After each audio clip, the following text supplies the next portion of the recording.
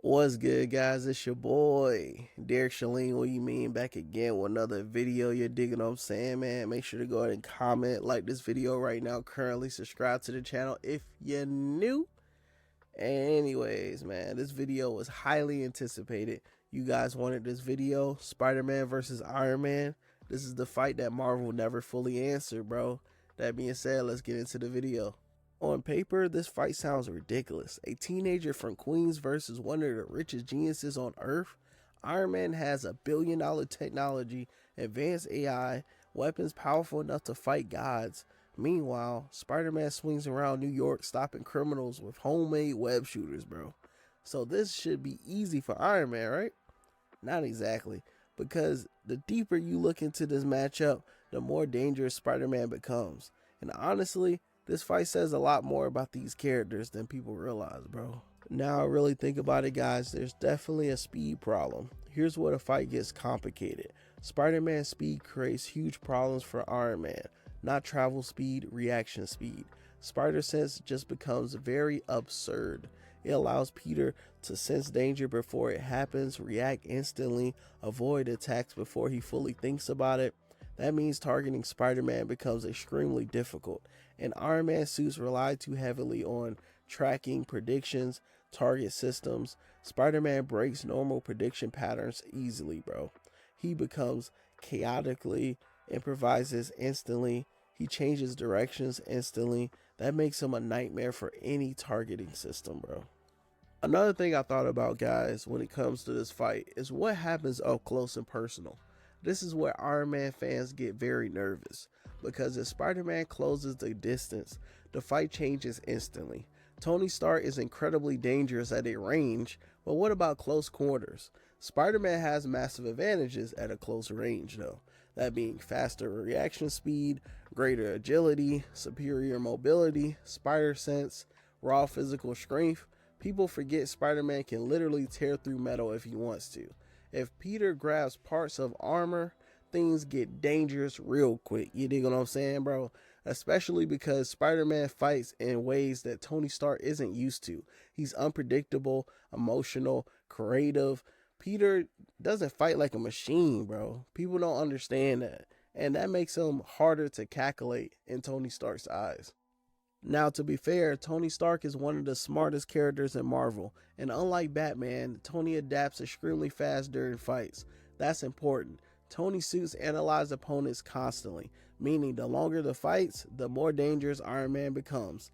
Tony would quickly realize Spider-Man relies heavily on mobility, Spider-Sense reacts to danger, web shooters are essential tools, and once Tony starts countering those, Peter's life becomes much harder. This is why Iron Man is such a dangerous matchup. He learns too fast.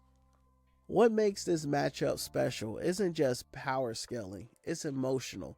Because depending on the version, Tony Stark is often a mentor to Peter Parker. That changes everything.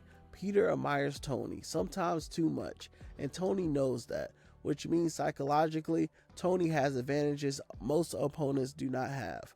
And he understands that Peter's insecurities, wanting approval, fear of failure, responsibility pressures. Tony could manipulate that emotionally during a fight. But there's another side to this too. Peter understands Tony's ego, and Spider-Man loves getting inside people's heads. The jokes, the constant talking, the unpredictability, that stuff, which is why Iron Man would likely try to end the fight quickly as possible. Because the longer Peter adapts emotionally, the legitimately brilliant.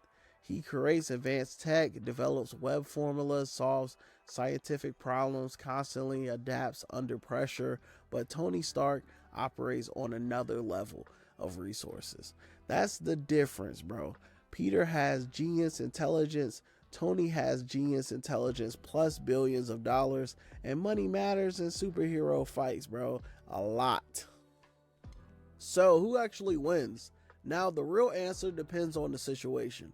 A random encounter, Spider-Man has a serious chance due to his speed, spider sense, unpredictability, and close range pressure that makes him extremely dangerous, especially against standard Iron Man armor.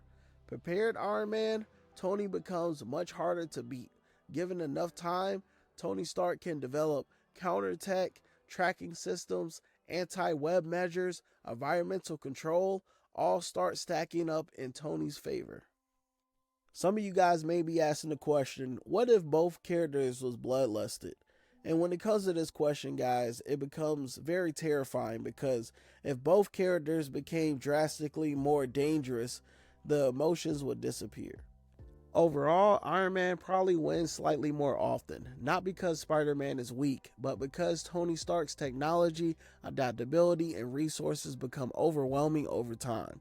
Still, Spider-Man is one of the few heroes Tony could never afford to underestimate because unlike many opponents, Peter Parker combines genius intelligence, insane reflexes, superhuman power, emotional unpredictability into one nightmare matchup.